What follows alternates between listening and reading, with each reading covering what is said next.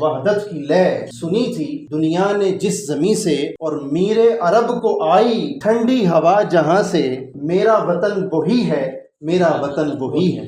قائد اعظم کا فرمان کہ پہلا ہندو جب مسلمان ہوا پاکستان تو اسی روز وجود میں آ گیا تھا، اور اقبال کا فرمانا کہ میر عرب صلی اللہ علیہ وآلہ وسلم کو جس سرزمین سے ٹھنڈی ہوا آئی تھی میرا وطن وہی ہے، اشارہ قائد و اقبال کا اس سرزمین کی جانب ہے کہ میری زندگی کا مقصد تیرے دین کی سرفرازی، میں اسی لیے مسلمان، میں اسی لیے نمازی۔ پھر ریپیٹ کیجئے میرے ساتھ مل کر، میری زندگی کا مقصد تیرے دین کی سرفرازی۔ آنکھیں بند کر کے ایک لمحے کے لیے آنکھیں بند کر لیں، دلوں پر ہاتھ رکھیں، اور گنبد خضراء صلی اللہ علیہ وآلہ وسلم حضور علیہ الصلوۃ والسلام کے در انور کو اپنے تخیل میں لائیں، باادب ہو کر حضور علیہ الصلوۃ والسلام کے مسکن کو تخیل میں لا کر پھر سروں کو جھکا کر پھر پڑھیں، میری زندگی کا مقصد تیرے دین کی سرفرازی، میری زندگی کا مقصد تیرے دین کی سرفرازی، میں اسی لیے مسلمان، میں اسی لیے نمازی۔ بسم اللہ الرحمن الرحیم۔ اللہم صلی علی سیدنا و مولانا محمد وعلی آلہ وصحبہ وبارک وسلم۔ السلام علیکم ورحمۃ اللہ وبرکاتہ۔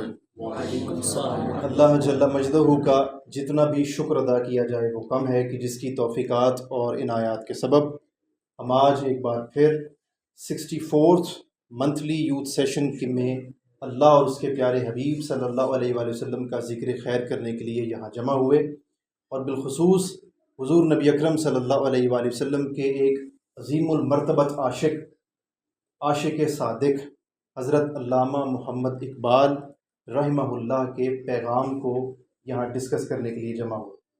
اللہ رب العزت آپ سب کا یہاں پر چل کر آنا اپنی بارگاہ میں قبول و منظور فرمائے، اور مجھے اس بات کا علم بھی ہے اور احساس بھی ہے کہ آپ سب احباب صبح کے ناشتے کے بغیر یہاں بیٹھے ہوئے ہیں، سو طبیعت پر کافی گراں گزر رہا ہے، اور وقت تقریباً جو ہے وہ ظہر کا ہونے والا ہے، سو اسی مناسبت سے میں اپنی گفتگو کو نہایت مختصر کرنے کی کوشش کروں گا، چونکہ مجھ سے قبل محترم المقام پروفیسر اطہر صابری صاحب نے نہایت سیر حاصل گفتگو کر دی ہے، تاہم ہماری آج کی اس نشست کا جو عنوان ہے وہ رکھا گیا تھا فکر اقبال اور آج کا پاکستان۔ سو اس حوالے سے مختصراً آپ کے کچھ گوش گزار کرنا چاہوں گا، کچھ باتیں، کچھ نصیحت آموز باتیں جو حضرت اقبال نے ہم لوگوں کے لیے کہی تھیں۔ سو آج کا پاکستان کیسا ہے وہ تو ہم سب کو نظر آ رہا ہے، وہ تو شاید بچے کو بھی سمجھ ہے کہ آج کا پاکستان کیسا ہے، تاہم اس پاکستان کی جو بنیاد ہے، اس کی بنیادوں میں جو بیج بوئے گئے ہیں، آج ذرا ہم اس کی بھی ذرا گفتگو کر لیں۔ تو قائد اعظم محمد علی جناح علیہ الرحمہ نے ایک موقع پر ارشاد فرمایا تھا کہ پاکستان تو اسی روز معرض وجود آ گیا تھا کہ جب برصغیر میں ہندوستان میں پہلا ہندو مسلمان ہوا تھا۔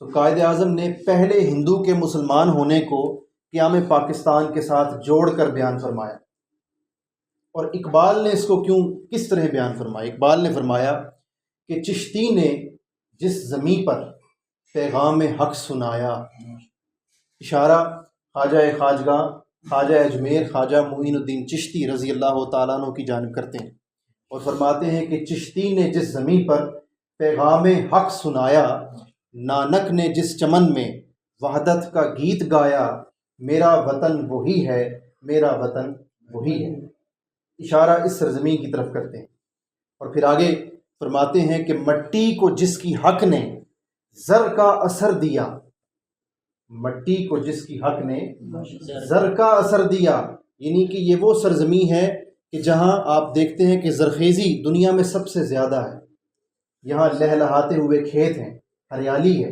تبھی تو اس وقت کی سپر پاور برٹن نے بھی اس سرزمین پر اپنی نظریں جمائی ہوئی تھیں، اور آج کی سپر پاور نے بھی اپنی نظریں جو ہیں وہ اسی سرزمین پر جمائی ہوئی، اور مستقبل کی بھی جو سپر پاورز ہوں گی، یہ سپر پاور کوئی ہمیشہ کے لیے تھوڑا ہی ہے، اس کے بھی چند برس رہ گئے ہیں، اب زمانے کا انداز بدلنے والا ہے، اب نئی سپر پاورز بننے جا رہی ہیں، اور آپ کا ملک آنے والے دور کی سپر پاورز کی نشستوں میں شامل ہونے والا ہے، اگرچہ یہ باتیں اگرچہ یہ بات ابھی کسی دیوانے کا خواب لگتی ہے، مگر یہ ایک حقیقت ہے، حقیقت ہے۔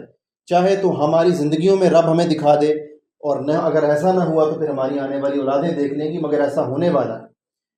سو اقبال نے فرمایا کہ مٹی کو جس کی حق نے زر کا اثر دیا، دولت کا اثر دیا، ترکوں کا جس نے دامن ہیروں سے بھر دیا، یعنی جب خلافت عثمانیہ پر کڑا وقت آیا تو عثمانیوں کی مدد کرنے کے لیے یہاں کے مسلمانوں نے اپنے ہیرے جواہرات پیش کر دیے تھے۔ اور ترکوں کی لیٹسٹ سیریز ہے پائے تخت عبدالحمید، جو سیکنڈ لاسٹ کیلف پر ہے، خلیفہ پر ہے، اس میں انہوں نے واضح طور پر دکھایا ہے کہ برصغیر کے مسلمانوں نے کس طرح خلافت عثمانیہ کی مالی امداد کی تھی۔ ترک مانتے ہیں اس بات۔ تو ترکوں کا جس نے دامن ہیروں سے بھر دیا تھا، میرا وطن وہی ہے، میرا وطن وہی ہے۔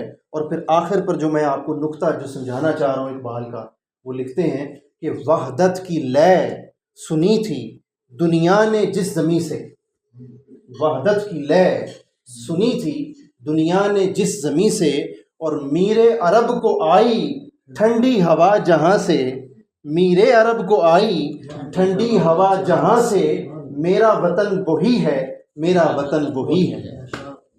سو قائد اعظم کا فرمان کہ پہلا ہندو جب مسلمان ہوا پاکستان تو اسی روز وجود میں آ گیا تھا، اور اقبال کا فرمانا کہ میر عرب صلی اللہ علیہ وآلہ وسلم کو جس سرزمین سے ٹھنڈی ہوا آئی تھی، میرا وطن وہی ہے، اشارہ قائد و اقبال کا اس سرزمین کی جانب ہے۔ چونکہ کنز العمال کی آپ پڑھ لیجئے، اور اس طرح دیگر کتب احادیث میں ہم پہلی اذان سن چکے ہیں، تب ہم گفتگو کو کنٹینیو رکھ سکتے ہیں، چونکہ ایک اذان کا سننا واجب ہے۔ تو کئی احادیث کی کتب میں، اور پھر اسی طرح تاریخ کی کتب میں، تاریخ بغداد، تاریخ دمشق میں یہ روایت آتی ہے کہ جب آقا علیہ الصلوۃ والسلام کے پردہ فرمانے سے 3 روز رہ گئے تھے قبل، حبیب بھائی اور محترم صابری صاحب، 3 روز قبل حضور علیہ الصلوۃ والسلام کے پردہ فرمانے سے 3 روز قبل چند ہندوستان کے لوگ گئے حضور علیہ الصلوۃ والسلام کی بارگاہ اقدس میں حاضر ہوئے، اور آقا علیہ الصلوۃ والسلام نے ان سے فرمایا کہ اگر آپ 3 روز تاخیر کر دیتے تو شاید ملاقات نہ ہوتی۔ سو خوش نصیبی کی طرف آقا علیہ الصلوۃ والسلام نے ان کی خوش نصیبی کا اظہار فرمایا، اور وہ آقا علیہ الصلوۃ والسلام کی بارگاہ میں اسلام انہوں نے قبول کیا، ان کو ایمان کی دولت نصیب ہوئی، وہ پھر صحابہ بنے، اور وہ اس سرزمین پر واپس تشریف لائے۔ سو جو اقبال نے فرمایا تھا میر عرب کو آئی ٹھنڈی ہوا جہاں سے، اور پھر قائد نے فرمایا تھا پہلا ہندو جب مسلمان ہوا تھا پاکستان تو اسی روز وجود میں آ گیا۔ چونکہ تاریخ انسانیت میں 2 ہی ریاستیں ایسی ہیں جو نہ تو نسل پر وجود میں آئیں، نہ کسی قومیت پر وجود میں آئیں، نہ کسی خاص ایجنڈا پر وجود میں آئیں، ان کا مقصد صرف ایک نظریہ تھا۔ پہلی ریاست طیبہ، ریاست مدینہ المنورہ تھی، اور ریاست طیبہ مدینہ المنورہ کے بعد اگر کوئی دوسری ریاست نظریے پر وجود میں آئی ہے، قومیت پر نہیں، نسل پر نہیں، رنگ پر نہیں، تہذیب پر نہیں، خالصتاً نظریے پر وجود میں آئی ہے، تو وہ ریاست آپ کی اسلامی جمہوریہ پاکستان کی ریاست۔ تو یہ اس ریاست کی ابتدا تھی، جس کی جڑیں قائد نے بھی اس زمانہ مصطفیٰ سے جوڑی ہیں صلی اللہ علیہ وسلم، اور اقبال نے بھی اس ریاست کی جڑیں اور بنیادیں دور مصطفیٰ سے منسلک کی ہیں صلی اللہ علیہ وسلم۔ تو یہ اس سرزمین کی بنیاد ہے، اس ریاست کی بنیاد ہے۔ اب اس کے بعد آگے چلتے ہیں تو علامہ اقبال کے حوالے سے بعض احباب سمجھتے ہیں کہ وہ ایک لبرل نوعیت کے انسان تھے، اور قائد اعظم کو بھی لبرلزم کا استعارہ جو ہے وہ قرار دیا جاتا ہے۔ تو یہاں پر میں علامہ اقبال کا جو خطبہ علی عباد ہے 1930 کا، اس کا ایک حصہ یہاں پر کوٹ کرنا چاہوں گا، کہ جہاں وہ فرماتے ہیں کہ اگر ہم مسلمان برصغیر میں اسلام کو ایک تمدنی قوت کی حیثیت سے زندہ رکھنا چاہتے ہیں، اندازہ کیجئے کہ اقبال اسلام کی بقا کو جوڑ رہے ہیں کس کے ساتھ، کتنی اہمیت دے رہے ہیں۔ 1930 میں خطبہ الہ عباد، تو خطبہ دیتے ہوئے فرماتے ہیں کہ اگر ہم برصغیر کے مسلمان چاہتے ہیں کہ یہاں اس خطے میں اسلام ایک تمدنی قوت کی حیثیت سے زندہ رہے، تو ہم مسلمانوں کو ایک الگ اسلامی ریاست قائم کرنا ہوگی، اسلامی ریاست قائم کرنا ہوگی۔ اور پھر اپنی وفات سے 1 سال قبل، یہ 1930 کا خطبہ الہ عباد ہے، 1 سال قبل 1937 میں، کیونکہ 1938 میں آپ کا پردہ ہوا، 1937 میں 28 مئی 1937 کو آپ نے قائد اعظم کو ایک خط لکھا، اور اس خط میں فرمایا کہ میرے محبوب لیڈر، اگر مسلمانوں کی ساری جد و جہد کا مقصد، یعنی اس زمانے میں تحریک پاکستان چل رہی تھی، تو آپ نے اپنے لیڈر کی دیکھے رہنمائی کیسے فرمائی، جس کی طرف اشارہ صابری صاحب نے بھی کیا تھا کہ قائد اعظم کی جو کامیابی ہے وہ اگر تو یوتھ کی جو اس کے ساتھ مشروط ہے، تو میں یہ بندہ عاجز یہ فقیر سمجھتا ہے کہ قائد اعظم کی کامیابی علامہ اقبال کے نظریے کی بھی مرہون منت ہے۔ اگر اقبال نہ ہوتے تو یہ ریاست کا وجود، اس کا قیام ناممکن تھا۔ اقبال نے نظریہ دیا ہے، اقبال نے بیج بوئے ہیں، اقبال نے محمد علی جناح کو قائد اعظم کے مرتبے پر کھڑا کیا ہے، اور یہ وہ طریقہ کار ہے جو ہر دور میں رہا ہے مسلمانوں کا۔ جیسے حضور غوث العظم الشیخ عبد القادر الجیلانی رضی اللہ تعالیٰ عنہ کے در اقدس سے جڑنے والے نجم الدین ایوب کے بیٹے نے صلاح الدین ایوبی بن کر القدس فتح کیا تھا۔ جیسے ارطغرل الغازی، اس کی صحبت میں شیخ اکبر محی الدین ابن العربی کے نظریات شامل تھے، پھر عثمانیوں کو 650 سال کی سلطنت ملی۔ سو اہل اسلام کی تاریخ شاہد ہے، گواہ ہے کہ جب جب دنیا داری میں کوئی لیڈر ابھرا ہے، کامیاب لیڈر، تو اس کے پیچھے صوفیاء پیش تھے، صوفیاء کا نظریہ پیش تھا۔ اہل تصوف ہر جگہ پر نظریہ مہیا کرتے تھے اور رہنمائی کرتے تھے، اور آج جبین اسلام جو ہے وہ بھی اسی سلسلے کی ایک کڑی ہے۔ ہم صوفیاء کے ساتھ منسلک لوگ ہیں، ہم ان کے در کے فقیر لوگ ہیں، صوفیاء کے ادب اور احترام والے لوگ۔ سو میں واپس چلتا ہوں جو اقبال نے فرمایا کہ قائد اعظم سے کہ اگر میرے لیڈر، میرے رہنما، میرے رہبر، آپ چونکہ رہبری کر رہے ہیں، مسلمانوں کو لیڈ کر رہے ہیں، تو آپ کے لیے یہ جاننا اور ایمان رکھنا بڑا ضروری ہے کہ آپ کی جو رعایا ہے مسلمان قوم اور نوجوان، اگر ان کی ساری جد و جہد کا مقصد فقط آزادی کا حصول ہے اور فقط اقتصادی بہبود ہے، اقتصادی بہبود کا مطلب ہے فائنینشیل ویل بینگ، یعنی آپ کے مالی حالات بہتر ہو جائیں، وہ جو آج کا پاکستان، اب میں آپ کو جڑوں کے ساتھ، بنیاد کے ساتھ جوڑ رہا ہوں، آج کے پاکستان کو تھوڑا پیچھے لے جا رہا ہوں، تو اقبال نے فرمایا کہ اگر مسلمانوں کی ساری جد و جہد کا مقصد فقط آزادی کا حصول اور فائنینشیل حالات کو بہتر بنانا ہے، تو مسلمان کبھی کامیاب نہیں ہو سکتے۔ مسلمانوں کو اگر کامیاب ہونا ہے تو تحفظ اسلام کو اپنا مطمع نظر رکھنا ہوگا، اس کو پیش نظر رکھنا ہوگا۔ یہ اقبال کا نظریہ ہے، تحفظ اسلام۔ آج ہمارے پاکستانی لوگ معذرت کے ساتھ وہ کہتے ہیں اس پاکستان میں رکھا کیا ہے، ہمیں جاب نہیں ملتی، ہمیں روزگار نہیں ملتا، ہمیں لاکھوں کروڑوں کا بنگلہ نہیں ملتا، بڑی اچھی گاڑی نہیں ملتی، تو چلیں ہم یورپ چلتے ہیں، چلیں ہم آسٹریلیا چلتے ہیں۔ آسٹریلیا نیچے یورپ میں نہیں، اور نیوزی لینڈ کے ساتھ ہے، انٹارکٹیکا والی سائڈ پہ نیچے ساؤتھ پول، وہاں چلتے ہیں ہم۔ اس کے علاوہ امریکہ چلتے ہیں، کینیڈین جو اسٹیٹس ہیں وہاں چلتے ہیں۔ تو آج کے جو ہمارے پاکستانی، ان کی یہ سوچ کا زاویہ ہو چکا ہے۔ تو میں ان اپنے پیارے بھائیوں سے ان سے گزارش کرنا چاہتا ہوں کہ آپ ٹھیک سوچتے ہیں، کیونکہ آپ جیسی سوچ رکھنے والوں کا کوئی گزارا اس سرزمین میں نہیں ہونے والا۔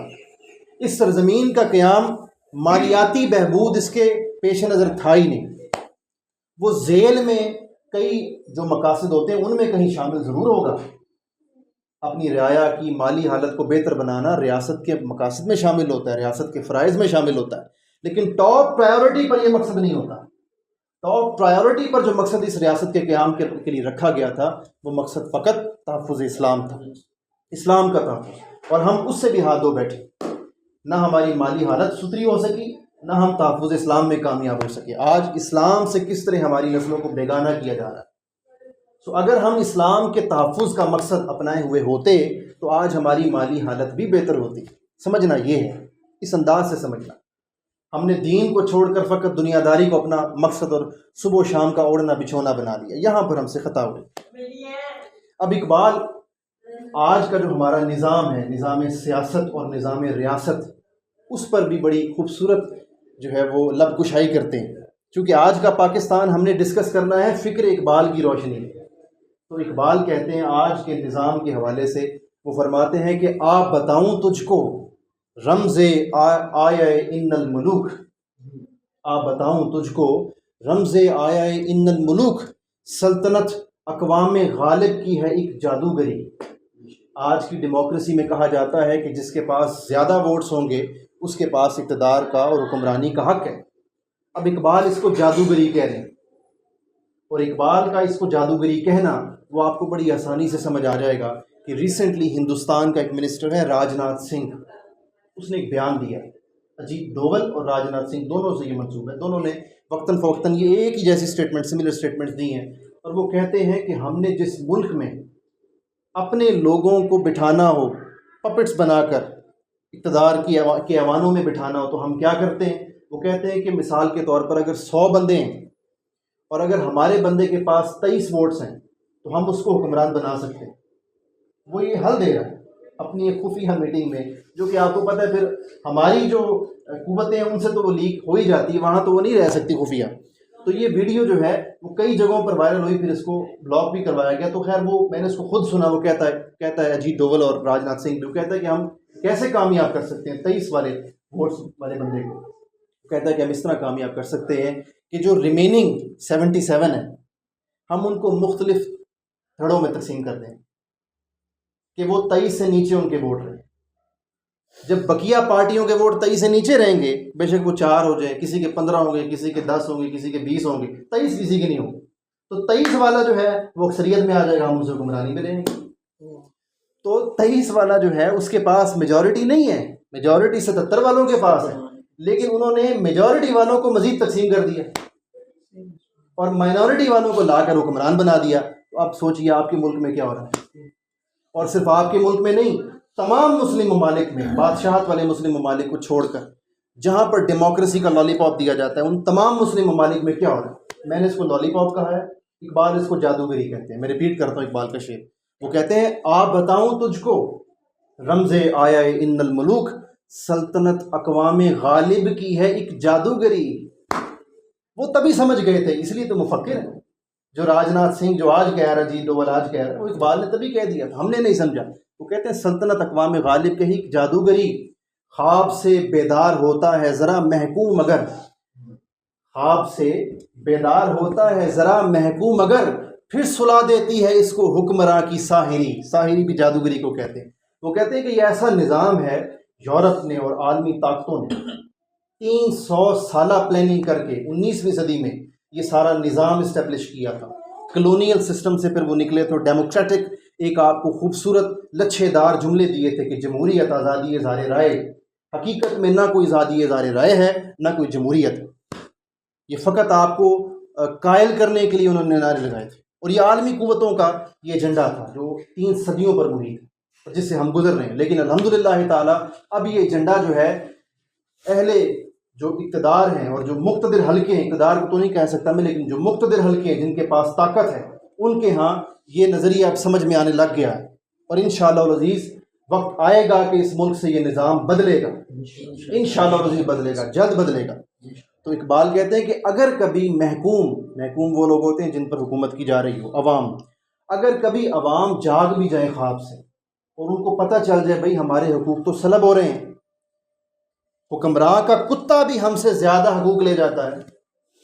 آپ کو کبھی ان کے اکاؤنٹس اور ان کی ڈیٹیلز پڑھیں تو آپ کو پتہ چلے گا کہ ہمارے حکمرانوں کے جو کتوں کے لیے خوراک دی جاتی ہے وہ ہمارے سال کے بجٹ سے بھی زیادہ ہے، جو ان کے لیے ایک مہینے کی خوراک بنتی ہے حکمرانوں کے کتوں کے لیے، اور یہ ایک حقیقت ہے۔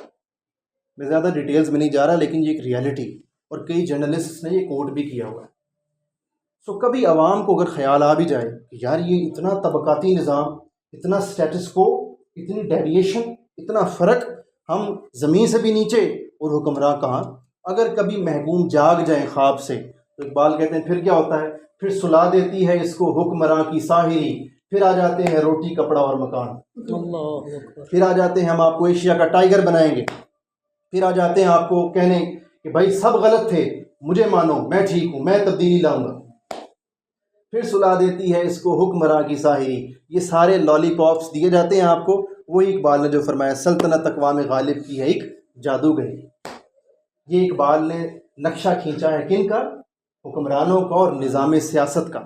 اب آ جائیے، یہ دیکھیے جب آپ نے کسی قوم کو جج کرنا ہوتا ہے نا کہ کوئی قوم کتنی ترقی کر رہی ہے، کتنی زوال پذیر ہے، تو اس قوم کے کئی پہلو ہیں نا، یہ ایک پہلو ہے، یہ ایک ایسپیکٹ ہے نظام حکومت، نظام سیاست۔ اقبال نے اس کو بھی بیان فرمایا، ہماری رہنمائی فرمائی۔ اب آ جائیے ایک اور ایسپیکٹ بھی ہے، فائنینشیل ایسپیکٹ۔ سرمایہ داری کا اسپیکٹ، انویسٹمنٹ کا اسپیکٹ.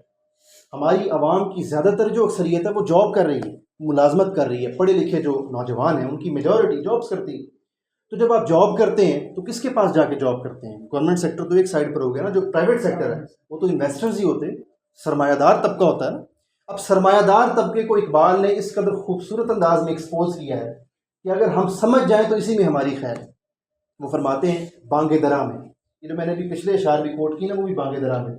بانگ درا میں حضرت خضر علیہ السلام کا جواب نقل کرتے ہیں اقبال.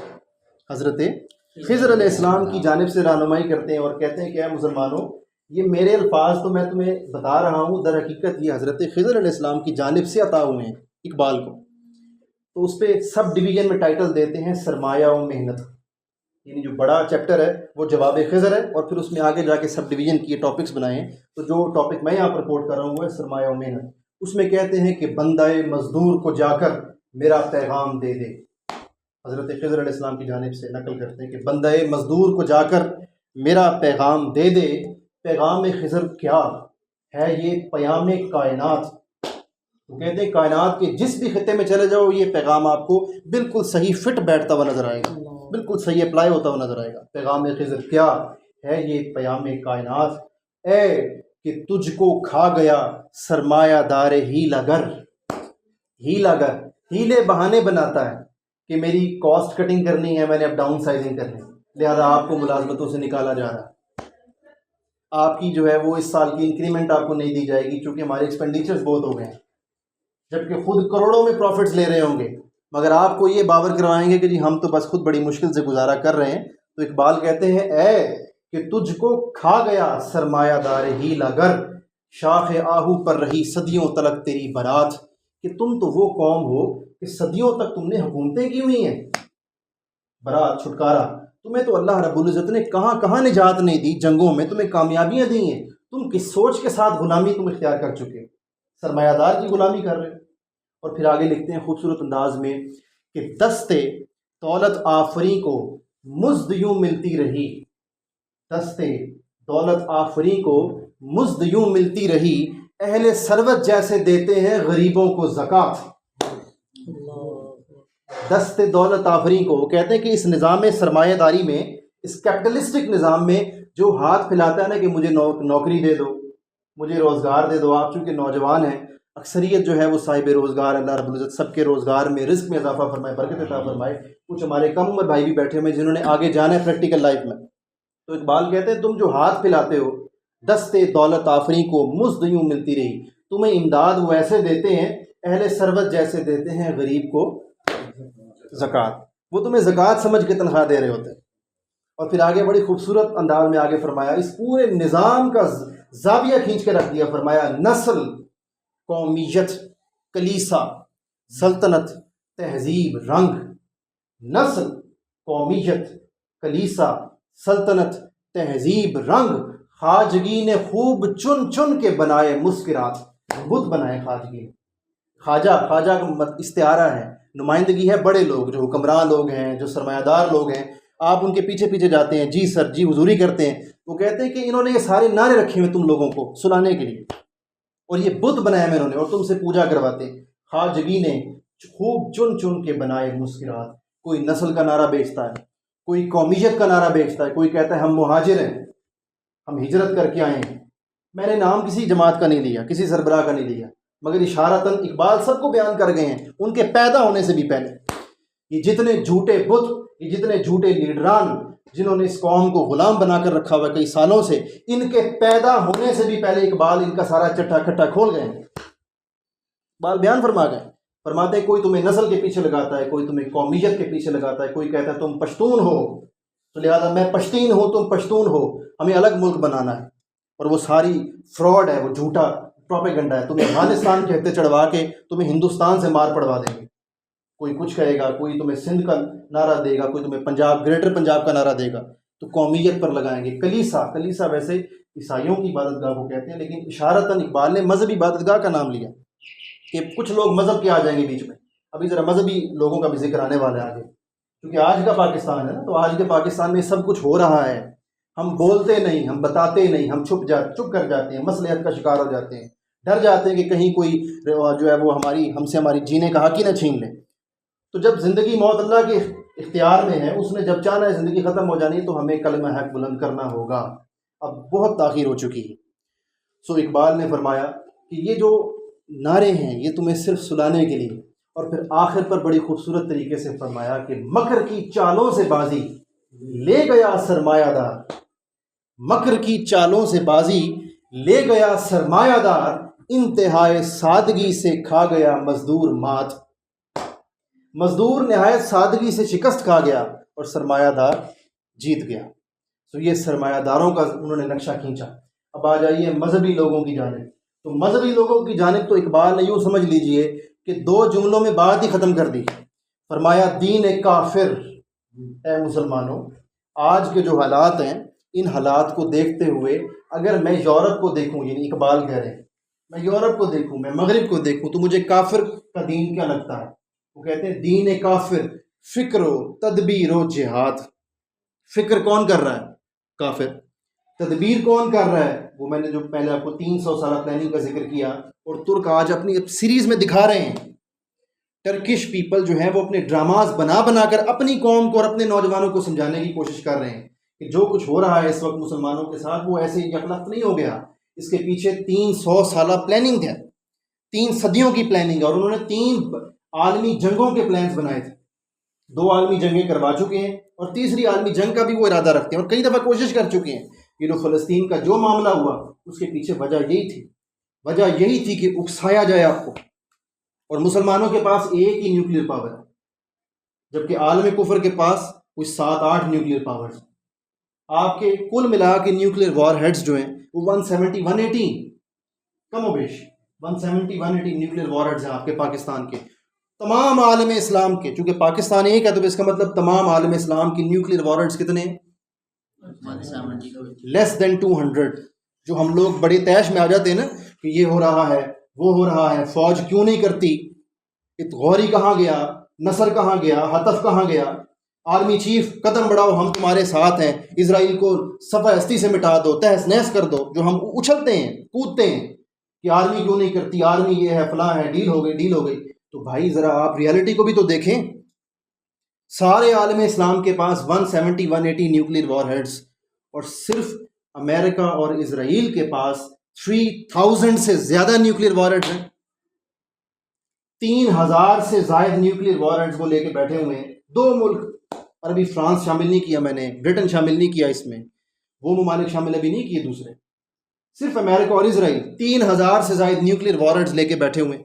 یہ کوئی بچوں کی جنگ تھوڑی ہے کہ میرے ہاتھ میں بھی غلیل ہے، اس کے ہاتھ میں بھی غلیل ہے، وہ بھی مار رہا ہے میں بھی مار رہا ہوں، ایسے تھوڑی ہوتا ہے۔ اب کی جو جنگ ہے وہ بڑی نسلوں کے تک جائے گی، اس کے جو امپیکٹ ہے، جو اس کا اثر انداز، یہ اثر پڑ رہا ہے ہم پر۔ ہماری جو آج کی جنریشن ہے اس کو دین سے دور کر دیا گیا، ہمارا رہن سہن جو ہے وہ دین سے بیگانہ کر دیا گیا۔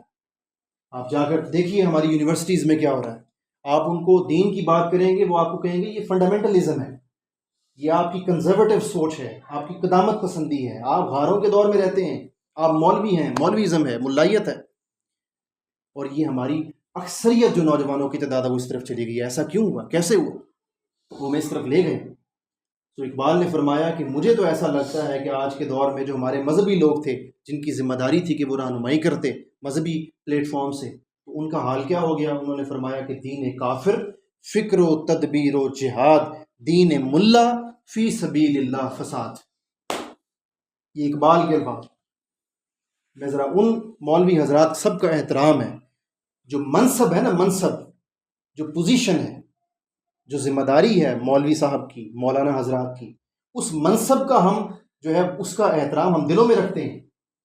بات سمجھیے، عہدے ذمہ داری جو ان کا منصب ہے اس کی ذمہ داری احترام ہمارے دلوں میں ہے۔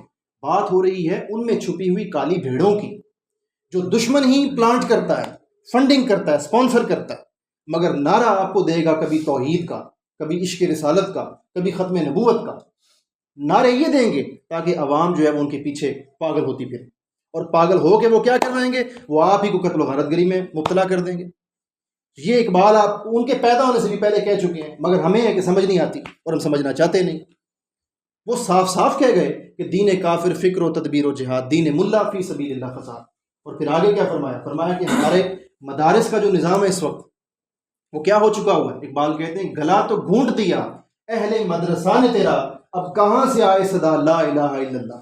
اندازہ کیجیے، اقبال آج سے 100 برس پہلے کہہ رہے ہیں کہ گلا تو گھونٹ دیا اہل مدرسہ نے تیرا، اب کہاں سے آئے صدا لا الہ الا اللہ۔ کیوں؟ کیونکہ اہل مدرسہ میں مختلف طبقوں کے بچے ہیں۔ ایک طبقے کا بچہ ہے وہ دوسرے تمام مکاتب فکر کو، تمام مسالک کو وہ دائرہ اسلام سے خارج سمجھتا ہے، وہ ان کے ساتھ دوستی کرنے کو بھی اچھا نہیں سمجھتا، ان کے پروگرامز میں جانا غلط سمجھتے ہیں۔ ایک مسلک کے لوگ دوسرے مسلک کے ساتھ انگیج نہیں کرتے، پروگرامز نہیں کرتے، اکٹھے آنا جانا نہیں رکھتے۔ کیوں؟ بعض لوگ تو اتنی ایکسٹریم پر ہیں کھانے کو بھی غلط سمجھتے ہیں کہ کھانا بھی نہیں کھا سکتے ہم آپس میں بیٹھ کے۔ یعنی کہ آپ اندازہ کیجئے کہ کس قدر ذلت آمیز سوچ ہو چکی ہے ہم لوگوں کی، اور یہ کس وجہ سے ہوئی ہے؟ یہ ایسے ہی بیٹھے بٹھائے تو نہیں ہو گئی، یہ ہمارے ہی رہنما تھے جنہوں نے مذہب کا لبادہ اڑا ہوا تھا، ان کو استعمال کیا گیا اور ان کے ذریعے قوم کو مس گائیڈ کر دیا گیا۔ تو ہمیں چاہیے کہ ہم علامہ کے آج کا جو ان کا دن ہم منا رہے ہیں کہ ہم صرف ان کے اشعار پڑھیں ہی نہ، بلکہ ہم ان کے اشعار کو اپنی زندگیوں میں نافذ العمل بھی کریں۔ آخر پر گفتگو کو سم اپ کرنا چاہوں گا، آپ لوگوں کے صبر کا زیادہ امتحان نہیں لوں گا۔ اقبال آخر پر جو پیغام آپ کو دینا چاہتا ہوں، جو ہمیں چاہیے کہ ہم زندگی میں اپنا اوڑھنا بچھونا بنا دیں، اپنی زندگیوں کا نصب العین بنا دیں۔ اقبال فرماتے ہیں کہ اگر اس ساری سچویشن سے نکلنا ہے عثمان، اگر اس سارے بمر سے نکلنا ہے، بمر ایسا ہے کہ ہر طرف سے آپ پر حملہ ہے، آپ پر حملہ آور آ چکے ہیں، یعنی سرمایہ دار بھی آپ پر حملہ آور ہے، مذہبی لبادہ اوڑھ کر جو چھپائی گئی کالی بھیڑیں وہ بھی آپ پر حملہ آور ہے، یعنی آپ کہاں سے خود کو بچائیں گے؟ آپ خود کو نہیں بچا سکتے۔ کوئی تحریک، کوئی جماعت اگر سمجھے کہ ہم خود کو بچا لیں گے، ہم نجات دہندہ ہیں، تو سب سے بڑی غلط فہمی ہے، خام خیالی ہے۔ کوئی لیڈر اگر سمجھے کہ میں کر دوں گا، اس کی میں ہی اس کو لے ڈوبے گی، کوئی کچھ نہیں کر سکتا، کوئی جماعت تنہا کچھ نہیں کر سکتی۔ اقبال کا ایک شعر سمجھ لیجئے، انہوں نے ایک شعر فرمایا کہ قوت عشق سے ہر پست کو بالا کر دے، دہر میں اسم محمد سے اجالا کر دے۔ یہ ہے حل، ایک ہی قوت آپ کو کافی ہے، قوت عشق سے ہر پست کو بالا کر دے، دہر میں، دہر کہتے ہیں پوری کائنات، دہر میں اسم محمد سے اجالا کر دے۔ اگر آج ہم اس ایک شعر کو سمجھ لیں اور اس شعر کو اپنا نصب العین بنا لیں، اقبال کے اس شعر کو، بس اسی میں خیر ہے۔ ہمیں کچھ پتہ نہیں سپر پاور کیا ہے، بڑی طاقتور ہے، بڑی بڑی قوتیں اس دنیا میں، اسٹیبلشمنٹس ہیں، عالمی اسٹیبلشمنٹس، انٹرنیشنل اسٹیبلشمنٹس، اور بڑی بڑی ایجنسیاں دنیا کی اس ایک ملک پر نظریں جمائی ہوئی ہیں۔ یہ تو ایک ملک ہے، آپ کی ایک ایجنسی ہے جس کے پیچھے لوگ ہاتھ دھو کے پڑے رہتے ہیں، اور ہر 2-3 دن کے بعد ان کے خلاف جو ہے وہ الزامات لگاتے ہیں، جھوٹے الزامات لگاتے ہیں۔ آپ کی ایک ایجنسی ہے عالم اسلام کے پاس جو تگڑی ہے اور جو ڈٹ کر مقابلہ کر رہی ہے تمام کفر کی ایجنسیوں کے ساتھ۔ آپ کو بھی خبر نہیں کہ کتنی ایجنسیاں اس ایک کے پیچھے پڑی ہوئی ہیں۔ سو اللہ رب العزت ہم سب کو اپنی حفظ و امان میں رکھے، اس ریاست کو اپنی حفظ و امان میں رکھے، اور قوت عشق سے ہر پست کو بالا کر دے، دہر میں اسم محمد سے اجالا فقط حضور کے اسم سے ہوگا، حضور کے ذکر سے ہوگا، حضور کی یاد سے ہوگا۔ یہی جبین اسلام کا پیغام ہے۔ اور آخر پر اقبال کا اس شعر پر میں گفتگو کو وائنڈ اپ کروں گا اور آپ سے اجازت چاہوں گا کہ میری زندگی کا مقصد تیرے دین کی سرفرازی، میں اسی لیے مسلمان، میں اسی لیے نمازی۔ پھر ریپیٹ کیجئے میرے ساتھ مل کر، میری زندگی کا مقصد تیرے دین کی سرفرازی۔ آنکھیں بند کر کے ایک لمحے کے لیے آنکھیں بند کر لیں، دلوں پر ہاتھ رکھیں، اور گنبد خضراء صلی اللہ علیہ وآلہ وسلم حضور علیہ السلام کے در انور کو اپنے تخیل میں لائیں، باادب ہو کر حضور علیہ السلام کے مسکن کو تخیل میں لا کر پھر سروں کو جھکا کر پھر پڑھیں، میری زندگی کا مقصد تیرے دین کی سرفرازی، میری زندگی کا مقصد تیرے دین کی سرفرازی، میں اسی لیے مسلمان، میں اسی لیے نمازی۔ اللہ رب العزت ہم سب کو عقیدہ صحیحہ کے ساتھ ساتھ عمل کی توفیق عطا فرمائے۔ والسلام علیکم ورحمۃ اللہ وبرکاتہ۔